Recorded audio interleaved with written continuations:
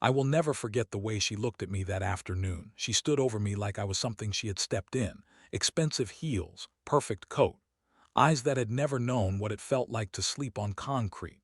"I'll pay you $50,000, she said coldly. "You marry me for 1 year, you live in my house. You smile when cameras are present. You do not speak unless spoken to. When the year is over, you disappear. Do we have a deal?" I was sitting on a low wall outside the shelter, wearing a jacket that had seen better years. My hands were dirty, my beard was rough. To her I looked like nothing. I looked up at her and answered quietly, "Yes." That single word changed both of our lives. My name is Nathan Cole. Most people on the street called me Nate. What almost no one knew was that the man in the worn jacket was worth more than the company she was desperately trying to save. Let me take you back. Victoria Lang was the CEO of Lang Dynamics, a once powerful tech firm that was now drowning. A major investor had pulled out. The board was panicking. There was one last deal that could save everything, a partnership with a traditional Japanese conglomerate. The problem was cultural. The Japanese chairman refused to sign with an unmarried female CEO. He wanted stability. He wanted a husband in the picture. Victoria had 3 weeks. She tried dating apps. She tried old business contacts. Nothing felt controllable enough. Then her assistant mentioned a quiet man who sometimes helped at a downtown shelter, someone who never caused trouble, someone who looked like he had nowhere else to go. She found me on a Thursday. She didn't ask my story. She didn't ask why I was there. She simply offered the contract like she was buying office supplies. I said yes for my own reasons. Years earlier, I had built a private investment empire from nothing. I sold most of it, kept control through layers of companies no one ever connected to my face, and then stepped away. I wanted to disappear for a while. I wanted to see the world without the noise of money. Living simply, sometimes on the street, sometimes in cheap rooms, taught me more about people than any boardroom ever had. When Victoria made her offer, I saw an opportunity to watch power up close again.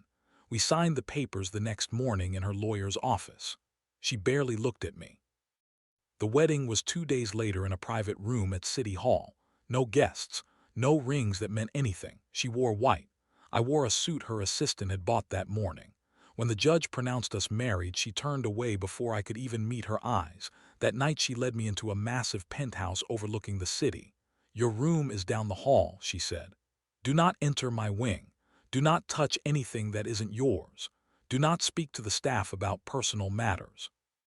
You are a solution, not a partner." "Clear, clear," I answered. The first weeks were cold. She introduced me at one necessary dinner as her husband. She smiled for the cameras. The moment we were alone in the car, she went silent again. At home, she treated me like furniture. She left notes on the counter instead of speaking. She corrected my posture once when photographers were expected. She told the housekeeper not to make conversation with me. I stayed quiet, but I watched.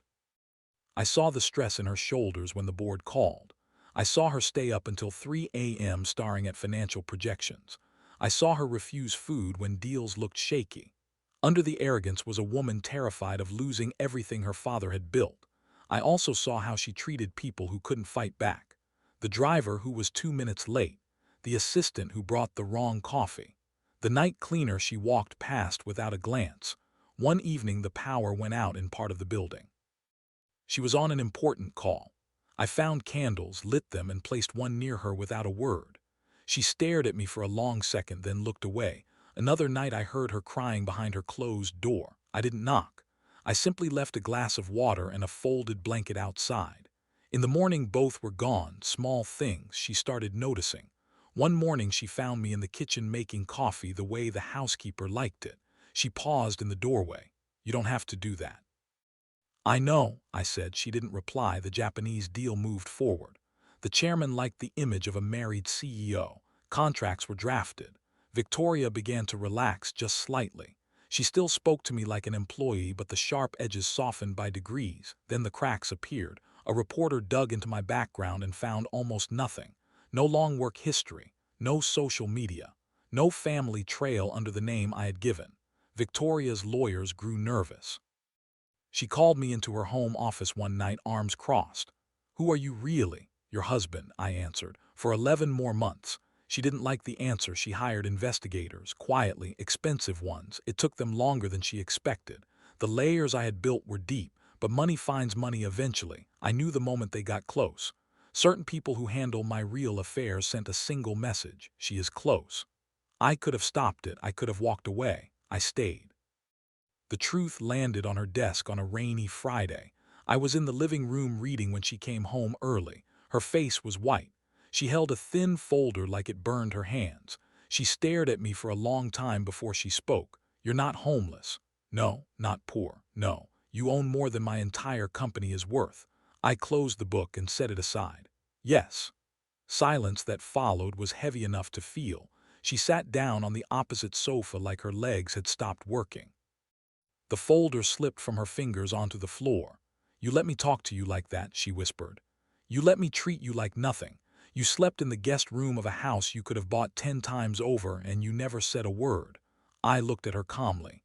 "You needed a husband. I was available. The rest was your choice." Her eyes filled, but she didn't cry. Victoria Lang did not cry easily. She asked, "Why agree to this? Why stay?" "Because I wanted to see who you were when you thought I had no power," I said. "I wanted to know what kind of person runs a company when no one important is watching." She closed her eyes. "And what did you see?" "A woman who is stronger than she admits, and someone who has forgotten that people without titles still have dignity." The room stayed quiet for a long time. Rain tapped against the windows. The city lights blurred below us. Finally she spoke again, voice low. "I can end the contract today. I can pay you the full amount and never see you again." "You could," I said, "but the deal with the Japanese still needs a married CEO for the next several months, and I already said I would stay the year." She looked up at me. Really looked. For the first time there was no calculation in her expression. Only shock, shame, and something that looked almost like respect. In the months that followed, everything shifted. Victoria did not become a different person overnight. But she changed. She started saying thank you to the staff. She learned the names of the night crew. She stopped leaving sharp notes and started having actual conversations. The Japanese deal closed successfully. The company stabilized. We never became a real couple. The marriage remained a contract, but the coldness left the house. We shared quiet dinners sometimes. She asked questions about my real life. I answered some of them. When the year ended, we signed the divorce papers without drama. She tried to give me the $50,000. I declined. She tried to thank me. I told her the only thanks I needed was that she remembered how it felt to look down on someone. I walked out of that penthouse with the same quiet steps I had walked in with. People sometimes ask if I enjoyed the moment she discovered the truth. The honest answer is no. There was no pleasure in her humiliation, only a deep, tired understanding. Power does not make someone cruel. It only gives them more room to show the cruelty that was already there, or the decency. Victoria Lang still runs her company. From what I hear, she runs it better now. As for me, I went back to a quieter life. Sometimes I still help at the shelter. Sometimes I sit on that same low wall where she found me. The city moves around me, loud and busy, and no one looks twice. Money can buy almost anything. It cannot buy the moment a powerful person finally sees the human being standing in front of them. If you were the CEO that day, how would you have reacted when the truth came out? Would you have been angry, ashamed, or grateful? Comment below. I read every single one. Thanks for listening. Take care of yourself.